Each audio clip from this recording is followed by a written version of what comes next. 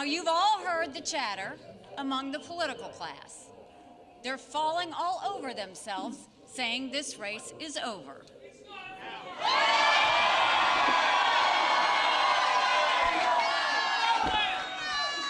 Well, I have news for all of them.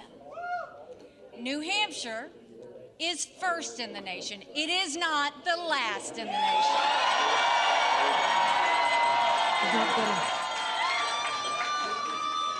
This race is far from over. There are dozens of states left to go.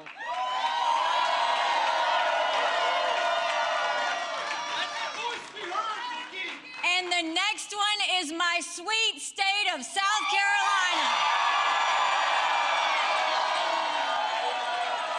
We're going to bring in our panel for analysis on this. We're joined by Kyle Jacobs, Associate Principal at Navigator, and Roland Martin, host and managing editor of the Roland Martin Unfiltered daily digital show. Thanks to both of you for joining us right now. We're waiting for Sean Spicer, the former president's press secretary, for a very short period of time, but a former press secretary nonetheless, to join us in this conversation. So we'll get him hooked up as soon as he's here. But Roland, let me get your thoughts. Nikki Haley says she's going to fight another day. Of course, because the next one is South Carolina.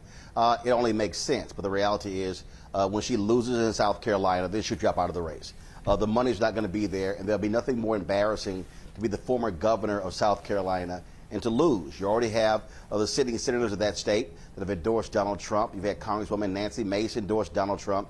And so South Carolina is going to be her last stand, and is likely to be the last time she's on the national stage as a candidate, because when she loses that state, she'll have no choice but to drop out. So strategy-wise, let me just stick with you for a second here, Roland. Why stay in there? Why not throw in the towel now? Is it just to save face, or I mean, I'm trying to think of the political reasoning here. Well, it's very simple. When you, first of all, you've only had 2 states vote. If you actually add the numbers up, and we'll wait for these numbers to come in. Let's say it gets to 70,000, the 50+ thousand in Iowa. That means 120,000 people will have decided the primary for the Republican Party. But it's also going to come down to money. At the end of the day, if you don't have the resources to pay your campaign staff, to do television ads, to do radio ads, if the donors do not see a pathway to victory, then you have no campaign. And if you can't win your home state, she's pushing all chips to the middle. She has to win South Carolina. She can't come close. She has to win her home state. She loses her home state, race is over. Okay, Kyle, let me bring you in here. Your thoughts on Nikki Haley staying in. And also, it seemed like she was taking the gloves off even more than she has already, ramping up her attacks on Donald Trump, specifically around his age and cognitive ability. What did you make? I think Roland is exactly right there. Nikki Haley, she's all in on this next primary. She's facing some very steep competition from Donald Trump. I must say, though, as a Canadian observer, I am continuously impressed with the enthusiasm that you see both in the audiences and in the candidates themselves when they deliver these speeches. It's something we here up north are a bit enviable of. And so, you know, Kyle, I'll ask you about the mental competency, the age factor here, and if that is going to catch on with Republican voters, because clearly at this point it hasn't. It's not going to stick, and Roland, as you see, is shaking his head. It clearly didn't catch on the last election. It clearly hasn't had traction this time around. I don't see why it would make a difference in the next primary. So then, Roland, why keep making that argument, right? Like, why would Nikki Haley go at that? Right. It does seem a little bit below the belt, some would say. Well, first of all, that's what politics is. But you also, you have to cast doubt. Yeah. And Trump has sounded crazy in a lot of these speeches. He absolutely has. And so you want to constantly be casting doubt. And look, you don't know what's going to happen. I mean, look, Trump could take a fall. He could get sick. Yeah, but you literally have no idea what's going to happen. And so if you're Nikki Haley, you want to stay in as long as you can. So if anything happens to make the case, hey, I'm the one still left standing. But the bottom line is he has a very strong base that they are going to turn out. The Republican Party, they are aligned with Donald Trump. And so I fully expect him to be the nominee. But bottom line is he's going to have some fundamental issues come the fall. That's why you hear Nikki Haley talk about, look, focus on November as well, Yeah. not just who wins the primary, because we got to win November. Okay, I want to bring in Sean Spicer. Thank you for joining us, Sean. We've been waiting for you to get hooked up here. Sean Spicer, the former White House press secretary. Let me just get your reaction to these results. Nikki Haley saying that she's going to fight it out, and what we're expecting to hear from the former president, where Katie is right now at that watch party in New Hampshire. Well, I think, first of all, Roland's right in terms of how this thing is going to play out. The question is, how long does she want to go on? What I thought was interesting is how quick she came out tonight. Normally, you want to wait till you get your results. I think what she's doing, she realizes that what's coming in early are the cities like the Manchesters, Concord, Nashua, the big areas where you're going to get that are suburbs of Boston that were going to be more favorable to Haley, and then get out there, tell your supporters, hey, look, we're close, and so I'm going to fight to South Carolina. She didn't want to wait, because my guess is that more results come in from the more rural areas of New Hampshire, from up north and out west. That's not going to benefit her. So she wanted to get out there while the result was as tight as possible and make the case that she should fight on. But at the end of the day, Roland's right. I mean, the donors are going to wake up tomorrow, the supporters, the people who knock on doors, and they're going to say, wait a second, if Donald Trump expands his lead beyond double-digit points tonight, which I think is extremely possible and likely, it's going to be hard for her to make the case to go on. But she's also mistaken. Look, Nevada is actually a state that is coming up. There are several delegates at stake there, and there's a caucus in one of our territories. South Carolina is 31 days away. That's a lot of time, and that means you need to pay for staff and infrastructure and ads to go on. She's really hoping that she can do well there. Roland brought up the endorsements earlier. It's not just the endorsements. Donald Trump is killing her by 30 points there, and I expect that lead to grow. I don't know that she wants to lose in a state she was governor twice for. Is Donald Trump, and I'll ask you, Sean, we had Laura Trump on, the former president's daughter-in-law yesterday, and she was saying that, he may already have he likely has his pick for who he wants as his running mate. Is he even paying attention to this race in the primaries, or is he looking ahead already? It's an interesting question. Having gone through this with him last cycle, I was the chief strategist for the RNC and spent a lot of time up there. He is not one that usually gets too far over his skis. And so I think he teased that the other day where he said, I've already picked the person. I think he might, maybe it is. Maybe he does have that person in mind. But at the end of the day, there's no way that he's not focused on what's going on right now and how soon he can wrap this up. I've known him enough that he's focused on getting this thing wrapped up. And if she doesn't drop out today or tomorrow or the next day, then it's going to be a knockout punch in South Carolina. Because just real quickly, and take Roland's analysis and keep going. Let's just say that she played on from South Carolina. Yeah. March 5th, Super Tuesday, you got 10 states, 874 delegates at stake. Trump's the only one who has an infrastructure built out that can handle that many states at once. So the question is, when and where does she want to have her last stand? I want to talk to Kyle quickly here before we go to Roland, just about the Canadian perspective here. We know the Liberal retreat was going on, that this was a topic, another potential Trump presidency. What do you think that would mean for this country? And even if he is, running against Biden, talk to me about how that could impact Canada.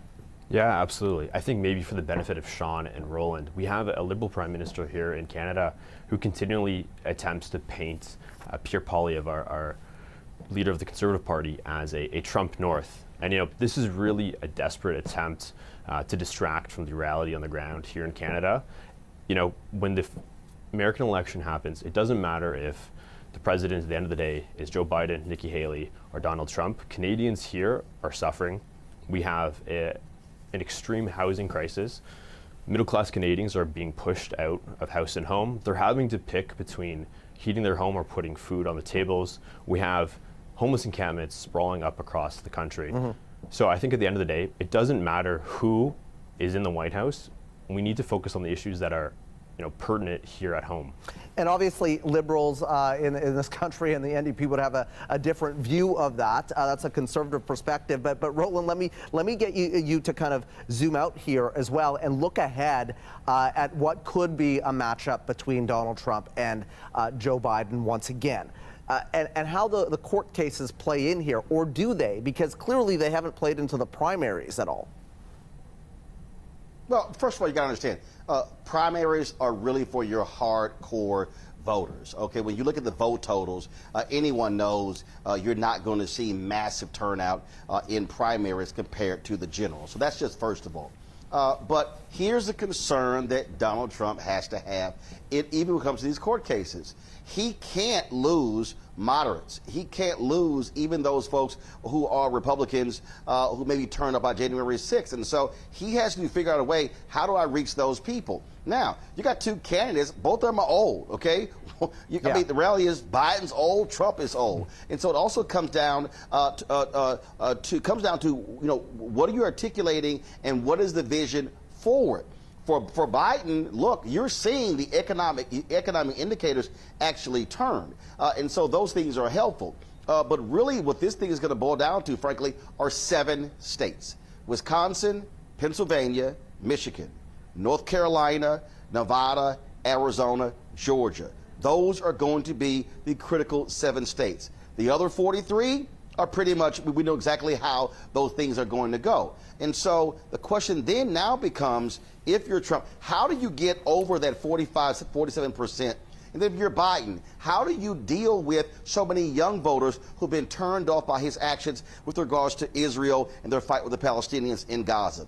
And so those are the two big things. I would say if there wasn't an attack in Israel, then it looks totally different when it comes to Biden and approval numbers. But he really has to now do some work to keep the coalition together that elected him in 2020. And the reality is, the greatest person who can turn out Biden's coalition is Trump.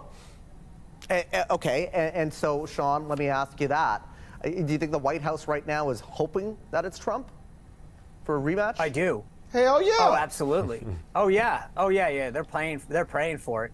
But I would say Roland's mostly right. I actually think there's an 8th state, but it really doesn't matter. I think New Hampshire's 4 electoral votes are in play. But look, there's 2 issues at play here. Number one, the one thing, yes, both candidates are older, but I don't think that the Republicans have the same issues physically and mentally with Trump that they do with Biden. And you see that in poll after poll. 23% of Americans in the latest ABC News poll thought that Biden had the mental sharpness to be president. Right or wrong, that's just a reality. And the thing is that unless he becomes Benjamin Button, he's not getting younger. And that's something that they have to deal with every single day. And it's the physical and the mental images that they have to see. He was given a speech today. He fumbled multiple times, as he does almost every time. Then the other issue is that domestically, you've got the southern border, you've got our energy independence and the cost of, you mentioned home heating oil in Canada. Those folks in Wisconsin, Michigan, New Hampshire are all dealing with those same issues. The economic issues, higher interest rates. Then you deal with the foreign incursions that are happening. And one of the points that Roland made was can't be underscored. It's not just what's going on in Hamas and Israel. It's look at a state like Michigan. In 2016, Donald Trump won Michigan by 0.22% of a vote, 10,703 votes, right? So you take an issue where you've got a high population that affects, i.e. Michigan, in the Detroit suburbs, and you say if that's going to hurt him with young people and people who are really voting on that issue, he's going to lose Michigan again, that being Biden. So there's a lot of these intangibles. And frankly, I think it helps keep Georgia in play a lot more. There's a lot of these issues. New Hampshire, the number 2 issue tonight for voters, immigration. That's an area where fentanyl is really affecting a state like New Hampshire in New England. So there's a lot of issues that are driving people right now. And when you contrast Trump and Biden, and that's frankly what they're going to do, is say, I might not like Donald Trump's style, but here's where inflation was, here's where costs for heating oil and gas and food and rent were under Trump, and here's where they are under Biden, here's where the southern border is right now. I mean, there's a lot of issues that are going to transcend how much you like somebody or not when it comes to how we vote. I'm going to go to Kyle here. Well, also what's going to happen, but go ahead, Roland. I think what's going to happen is if you're Biden Harris, you're going to remind people that COVID took place, a worldwide pandemic, and so there really were 2 Trump terms, before COVID and after COVID, and you're going to say, who did a horrible job in managing it. So all of these things are going to come to bear. And like it or not, Trump still has to deal with January 6th, how that is being viewed as well. So people say, oh, that's not really a big deal. Listen, when you talk about margins, they matter. Ask all those Republicans who lost in Arizona in 2022 on those critical issues. And so that's what you have to understand what this is going to come down to. And remember, a year out in 1991, President George H.W. Bush was riding high with a 91% approval rating. A year later, he was packing. Things change in a matter of months in presidential elections in the United States. All right, Kyle, I got 30 seconds left for a last word. I got to go to Katie Simpson here, who's got some news for us. But Kyle, last word to you. Absolutely. You know, Prime Minister Justin Trudeau here in Canada, he continues to sling mud at the Republican candidate, Donald Trump. And, you know, that is concerning. As Sean and Roland have pointed out, Donald Trump is likely to be the Republican candidate for the presidential election. And we cannot continue to sling mud and attack, you know, a likely president of the most important trading partner and our most important ally in this country. Justin Trudeau is attempting to score cheap political points, and it's just not something that we need to be doing in this country. Okay, a conservative Canadian perspective. Yeah, ask you, Sean, though, quickly. Why is George Santos there? And does Donald Trump actually even care if he's getting George Santos as an endorsement? No, and no. And I think that the answer to the beginning part of your question, I think he probably has nothing else to do. But yeah, that's a little odd. One quick point, Joe, just to, everyone you mentioned waiting for Trump. Again, I'm keeping an eye on these votes. Right now, Trump is up about just near that 10-point mark. As I said to you earlier, I think Nikki Haley went out when I think she thought it would be as close as possible to make the race look like that there was a reason to go on. I will bet that Trump waits the opposite. He wants to make sure that he's as far away from her as possible in terms of percentage points. He's in no hurry. He's going to wait till that's a little bit lower so he can walk out and say something like, hey, I'm leading by over 10 points. She should drop out. But he has no rush to get out right now.